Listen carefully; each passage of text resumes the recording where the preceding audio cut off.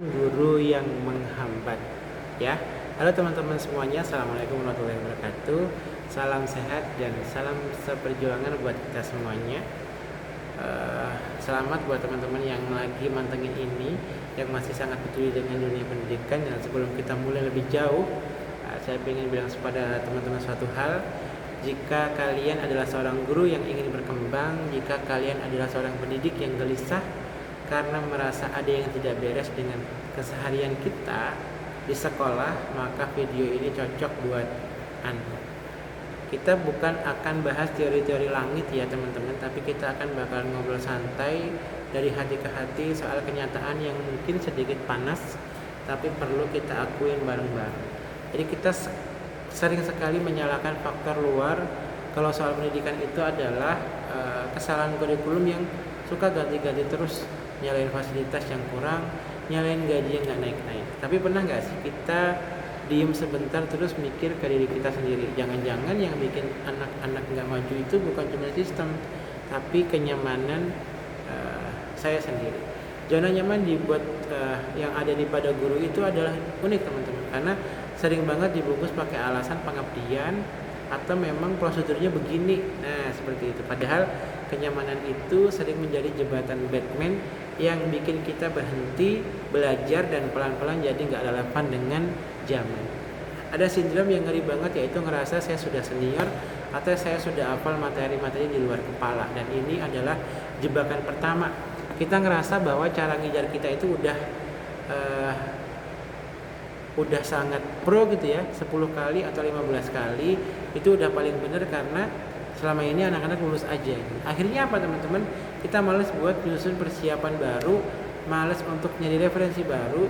Kita cuma copy paste apa yang udah dilakuin dari tahun ke tahun, dari mulai dulu sampai sekarang. Padahal murid-murid yang kita hadapi itu berbeda-beda, tantangan dan zamannya beda, tapi kita masih pakai senjata lama yang sebenarnya itu udah karatan teman-teman ya. Kita malas repot karena nyoba hal baru yang butuh energi ekstra, butuh waktu buat riset lagi, dan yang paling ditakuti itu adalah butuh keberanian untuk kelihatan nggak tahu di depan murid. Banyak yang dari kita itu sebenarnya tahu bahwa teknologi itu keren atau metode itu interaktif, tapi kita itu memilih buat bilang itu kan cuman buat guru muda ya, yang masih ambisius gitu ya. Saya mah udah tua, nggak bakalan nyambung. Padahal itu cuma tameng biar nggak perlu belajar dari nol lagi. Kita takut kalau murid kita ternyata lebih pintar dari kita yang sering nonton YouTube atau pakai AI ya. Bukannya kita merangkul dengan kemajuan itu, tapi kita malah defensif dan melarang hal ini itu cuma karena nggak mau keluar dari zona nyaman kita. Menjadi guru itu artinya siap menjadi murid selamanya gitu ya. Begitu kita berhenti belajar, sebenarnya kita sudah berhenti menjadi pendidik yang sejati. Kita cuma jadi mesin pembaca buku di depan kelas. Belum lagi mentalitas transaksional kita ya.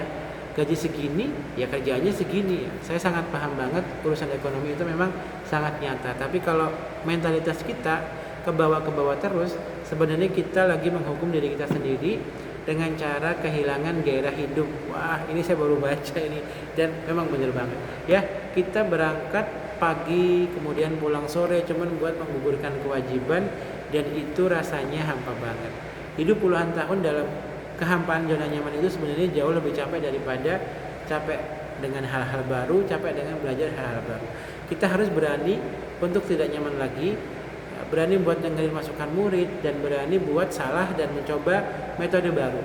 Jadi pendidikan itu sangat dinamis teman-teman. Kalau kita diem, ya kita akan ketinggalan kereta.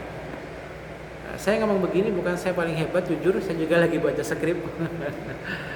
Setiap hari masih berantem dengan rasa malas ya, dengan diri saya sendiri. Karena memang hakikatnya guru itu adalah belajar mengajar gitu ya. Jadi kita harus belajar, kita harus mengajar, dan kita harus memang keluar dari zona nyaman ini. Jangan biarkan pengabdian kita itu yang mulia itu cuma sebagai rutinitas yang membosankan, karena kita takut dengan perubahan-perubahan. Kita harus tunjukkan kalau semangat belajar itu nggak ada tanggal kadaluarsanya teman-teman.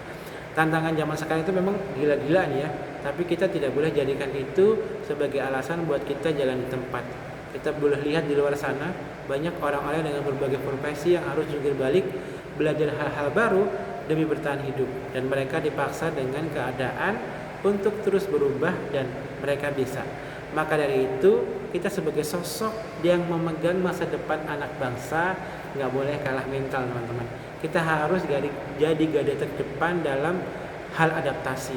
Ingatlah suatu hal yang paling mendasar, jika orang lain di luar sana menaklukkan tantangan dan tumbuh terus keluar dari zona nyamannya, maka guru pun pasti bisa. Mari kita mulai lagi, belajar lagi, dan jadi lebih baik lagi. Sampai ketemu di obrolan selanjutnya, kasih masukan, dan next video apa kira-kira yang cocok buat pembahasan kita. Assalamualaikum warahmatullahi wabarakatuh.